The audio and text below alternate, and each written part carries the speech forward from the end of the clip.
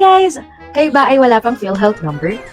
At newbie ba kayo at kinakailangan nyong kumuha para sa inyong ina-applyan at isa sa mga requirements para sa inyong trabaho? Tara at ituturo ko sa inyo.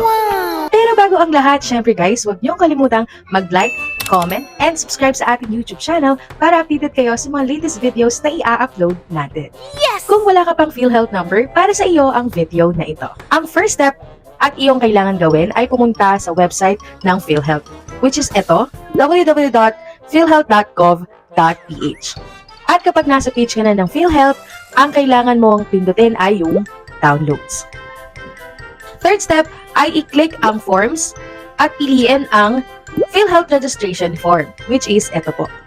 At makikita mo ang PMRF form at ito po ang kailangan mong fill upan para makakuha ka ng PhilHealth number. Para sa mga wala pa pong PhilHealth number, may kita nyo po dyan sa form ang purpose. I-click nyo lamang po ang registration at sagutan ang mga personal details katulad ng inyong pangalan, address, birth date, at gender. Sa pag-fill up ng form guys ha, make sure na all capital letters. 1 after 5 ang inyong fill upan guys. Pero pagdating din sa amendments, which is yung number 5, is i-leave nyo lang yon dahil first time nyo pa lang pong kukuha ng PhilHealth number. Wow. At sa ibaba, sa member signature over printed name, kinakailangan na isulat nyo ang inyong buong pangalan at pirmahan ito sa itaas ng inyong pangalan.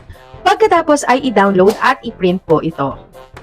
Take note na makakakuha rin po kayo ng copy ng registration form dito po sa branch ng PhilHealth. Pero mas maganda po na before po tayong pumunta doon ay nasagutan na po natin ang form. At syempre, nakahanda na po tayo.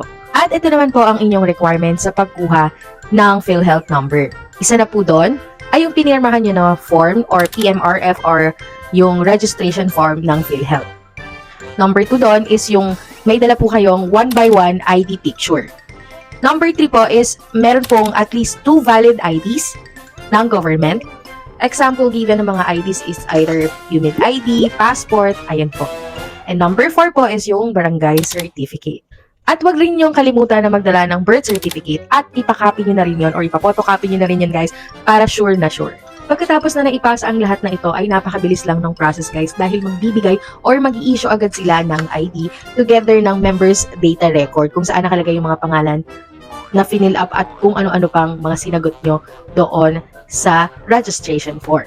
Isa sa pinakamadaling kuhanin na ID ay ang PhilHealth guys. So kung may katanungan kayo, just comment below at sasagutin natin ang mga tanong ninyo.